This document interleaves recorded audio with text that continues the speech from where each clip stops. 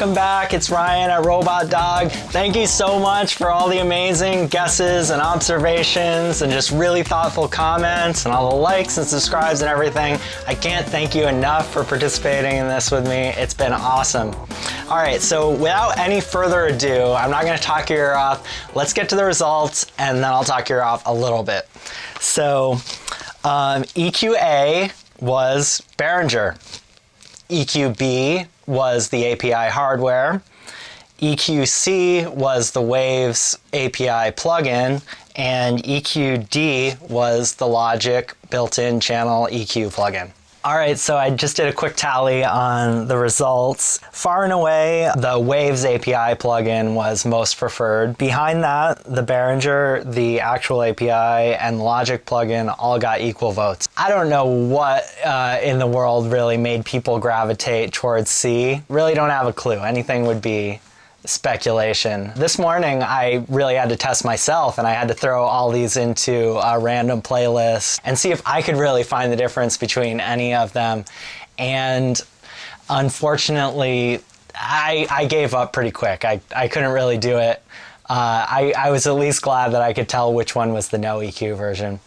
All right, so anyway, how I did this and why I did this. I think probably why I did this is my usual. I just want to empower folks that think maybe they need a certain piece of gear to get a certain sound or whatever. I just want them to feel like they can just go and make music with what they have right now.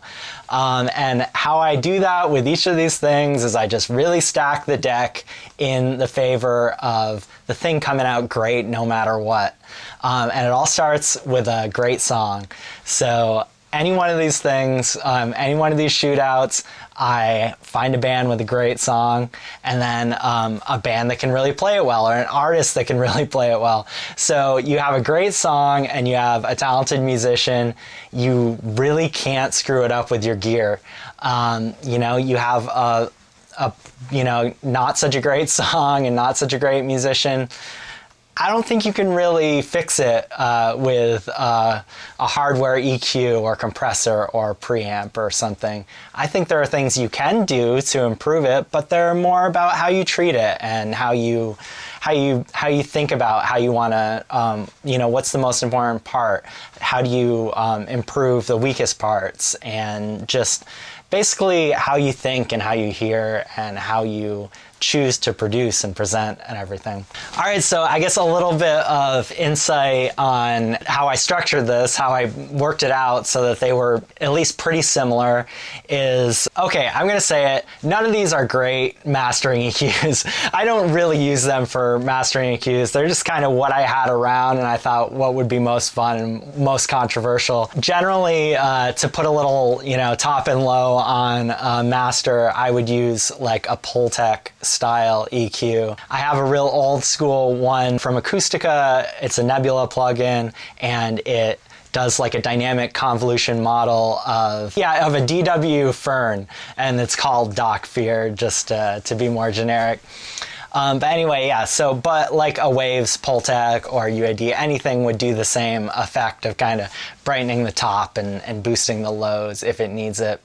But yeah, so to structure this shootout so that they would all come out, at least relatively, in the ballpark. Obviously, the Behringer mixer is a shitty mastering EQ. It's very limited. It's got fixed frequency bands. You can only push it so far before it does truly sound like shit. It's not a magic bullet or any kind of glue or, but is any piece of hardware really? I don't know, that's up for debate.